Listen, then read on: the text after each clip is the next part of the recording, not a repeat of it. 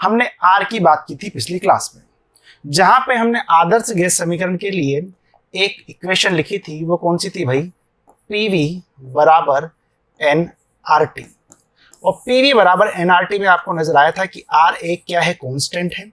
जब ये यदि कांस्टेंट है तो इसका कुछ ना कुछ वैल्यू होना चाहिए। तो इसी आर के ऊपर डिस्कशन करते हैं। अच्छा, सबसे पहले देखो, यदि मैं देखना चाहूं यहाँ पे तो पीवी बराबर क्या है? एनआरटी है। आर की वैल्यू निकालना चाहूं तो एन और टी को नीचे भेज दूंगा पीवी के। अच्छा, पी क्या है? प्रेशर है। अच्छा, वी क्या है? वॉल्यूम है, आयतन है। ये क्या है? मोल है। ये क्या है? ताप है। आपको एक बात पता है कि जब भी दाब की बात आती है तो दाब को क्या लिखा जाता है? बल बटा क्षेत्रफल। इकाई क्षेत्रफल लगाया गया, दाब ही बल कहलाता है। ठीक है। अच्छा, यानी कि दाब को हम क्या लिख सकते हैं? बल बटा क्षेत्रफल। ठीक है। अच्छा, क्षेत्रफल है और यहाँ पे ऊपर क्या है? आयतन है। अच्छा, यदि मैं इसको आगे देखना चाहूं तो आगे इसको किस प्रकार से लिख सकता हूं? आगे इसको इस प्रकार से लिख सकता हूं कि बल गुणा आयतन। ठीक है। और नीचे क्या चला जाएगा? क्षेत्रफल नीचे चला गया। ठीक है। मोल है और क्या है भाई? और हमारा ताप है। आपको यहां नजर आ रहा होगा कि यदि मैं क्षेत्रफल निकालता हूं तो क्षेत्रफल क्या आता है? लंबाई गुणा लंबाई। और यदि हम बात करते हैं यहाँ पे आयतन की तो वो क्या जाता है? L into L into L, ऐसा ही कुछ होता है। ठीक है। तो यहां से क्षेत्रफल को इससे सीधा काट सकता हूँ कितनी टाइम्स? L times. तो ऊपर क्या आ जाएगा? बल गुणा लंबाई। ठीक है। तो ऊपर क्या जाएगा? बल गुणा लंबाई और नीचे बना हुआ है आपका क्या? मोल और ताप बना हुआ है। अच्छा, एक और बात ध्यान रखो, वर्क यानी कि कार्य। कार्य बराबर क्या होता है? तो आपको पता होना चाहिए सर, यदि मैं बल को लेंथ के साथ मल्टीप्लाई करता हूं तो W बराबर हमारा क्या बन जाता है? FL। ठीक है। यानी कि FL बल और लंबाई जहां पे लिखा हुआ है आप वहां पे क्या लिख सकते हैं? वर्क लिख सकते हैं। यानी कि वहां पे आप क्या लिख देंगे? कार्य, मोल और ये आपका ताप। अच्छा, कार्य का मात्रक क्या होता है? पता होना चाहिए सर, जूल होता है। जूल लिख लिया, ये मोल लिख दिया। टेम्परेचर का क्या लेके चलेंगे? केल्विन लेके चलेंगे, ऐसा स्टैंडर्ड में। ठीक है। अच्छा, तो यहाँ पे देखा जाए तो भैया आर का जो यूनिट है वो कितना आ गया? जूल। मोल ऊपर गया तो मोल इनवर्स। अच्छा, केल्विन ऊपर गया तो केल्विन इनवर्स। ये हमारा एमकेएस पद्धति में हो गया। सीजीएस में लिखना है तो आप क्या करेंगे? जूल की जगह पे अर्ग कर देंगे। ठीक है। मोल इनवर्स, केल्विन इनवर्स वैसा का वैसा बना हुआ है। क्लियर है इतनी बात? ठीक है। अच्छा, अब इनके मानों की हम बात करते हैं। मान को यदि देखा जाए तो ध्यान से समझना, मान का हमें कैसे पता चलेगा? यदि मुझे P की वैल्यू पता है, V की वैल्यू पता है, N पता है, T पता है, तो हम यहाँ पे आराम से निकाल सकते हैं। यदि हम यहाँ पे STP पे देखते हैं, स्टैंडर्ड पे, ठीक है, यानी कि हम यहाँ पे मानक ताप और दाब लेकर के चलते हैं। मानक ताप दाब, स्टैंडर्ड टेम्परेचर प्रेशर, इसे बोला जाता है क्या? STP। ठीक है। तो वैसे तो वॉल्यूम जो है वो आपको 22.4 यहाँ पे देखने को मिलता है, लेकिन हम एग्जैक्ट वैल्यू लेके चलेंगे कितना यहाँ पे? 22.71 लीटर। ठीक है। अच्छा, आपको एक और बात ध्यान रखनी है कि एक बार बराबर कितना होता है? 10⁵ पास्कल होता है।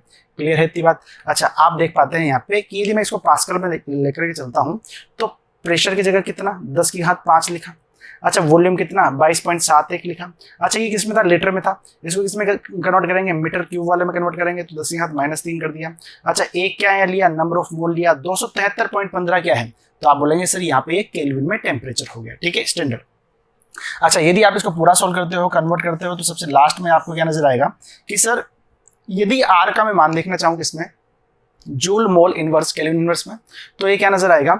8.314 joule kelvin inverse mole inverse. जब भी आपसे एग्जाम में क्वेश्चन पूछा जाएगा न्यूमेरिकल तो 99% चांसेस है कि आपको ये वाली वैल्यू वहां पे दे देगा। ठीक है। बट यदि फिर भी ना दे, है ना, और आप कंपटीशन की तैयारी कर रहे हैं, 4 ऑप्शन में आपके सामने नजर आ गया। ठीक है। तो आपको याद रखना है 8.314, ठीक है, joule kelvin inverse mole inverse, आप वहां पे ध्यान रखेंगे। अच्छा सर, यदि ये यहाँ पे एटीएम में या फिर और जगह दे रखा हो, ठीक है, तो हम क्या करेंगे? तब भी आप आराम से कन्वर्ट करो। अच्छा, आर बराबर पता है PV/NT। पी की वैल्यू कितनी? 1 ATM। ठीक है। एन की वैल्यू कितनी? 1। अच्छा, ये कितना? 273.15, ये कितना? 22.71। तो ये अप्रोक्सीमेट कितना आता है? लगभग, ठीक है, लगभग कितना आ जाएगा? ये 0.082 litre ATM mole inverse kelvin inverse. ठीक है भाई। अच्छा, यदि मैं बात करना चाहूँ यहाँ पे अर्ग में निकालना चाहूँ तो हमें याद होना चाहिए कि सर 1 जूल बराबर कितना अर्ग होता है? 10⁻7 अर्ग होता है। लेकिन हमारे पास में जूल कितना है? तो आप बोलेंगे सर 8.314 जूल है। ठीक है। तो इसको हम क्या कर देंगे? 10⁻7 से गुणा कर देंगे और एक इसमें आ जाएगा आपका अर्ग में आ जाएगा। अर्ग मोल इनवर्स केल्विन इनवर्स में आ जाएगा। ठीक है, अच्छा एक और यहाँ पे याद रखो, कैलोरी में हम निकालना चाहें तो कैलोरी में हमें पहले पता होना चाहिए कि सर 4.184 जूल बराबर ही होता है क्या एक कैलोरी।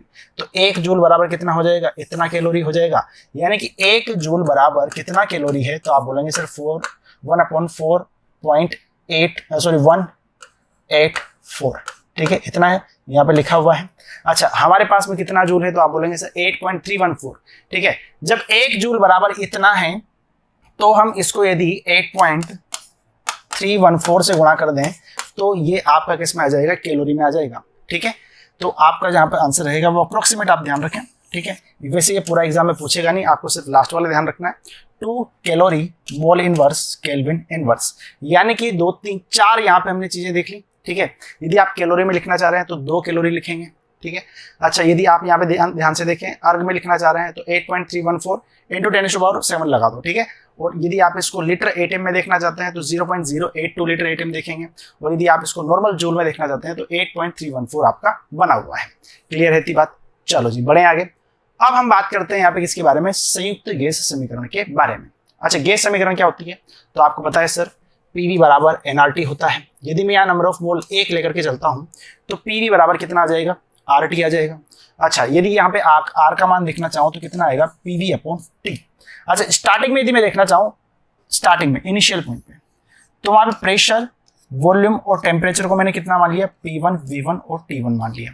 ठीक है, तो मैं देखना चाहूँ यहाँ पे, तो स्टार्टिंग में इनिशियल पॉइंट पे सिंपल सी चीजें हैं इसलिए इतना थोड़ा सा जल्दी जल्दी कर रहे हैं, इनको कुछ अलग नहीं है, नॉर्मल गणित है। अच्छा स्टार्टिंग में यदि देखना चाहूँ तो कितना आएगा, P1 V1/T1 बराबर कितना आ जाएगा R। अच्छा फाइनल देखें तो P2 V2/T2 बराबर R। ठीक है, अच्छा दोनों R की वैल्यू है, ये भी R की वैल्यू है, ये भी R की वैल्यू है।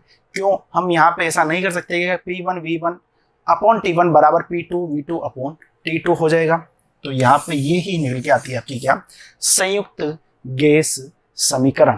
क्लियर है इतनी बात? ठीक है, तो यहाँ पे आपको नजर आ गया कि सर ये भी R के बराबर है, ये भी R के बराबर है, तो दोनों एक दूसरे के बराबर हो जाएंगे, और यही होती है आपकी क्या, संयुक्त गैस समीकरण। 2017 में क्वेश्चन पूछा गया था 2 नंबर में, ये आपको ध्यान रखना है। ठीक है, और जो R के संख्यात्मक मान थे वो आगे मैं कराऊंगा एग्जाम्पल। ठीक है, न्यूमेरिकल्स भी करा दूंगा बुक के पीछे वाले। ठीक है, तो वो आपको वहां पे पूरे समझ में आ जाएंगे। क्लियर है इतनी बात? ठीक है, तो हम अगली क्लास में बात करेंगे किसकी, डाल्टन के आंशिक दाब के नियम के बारे में।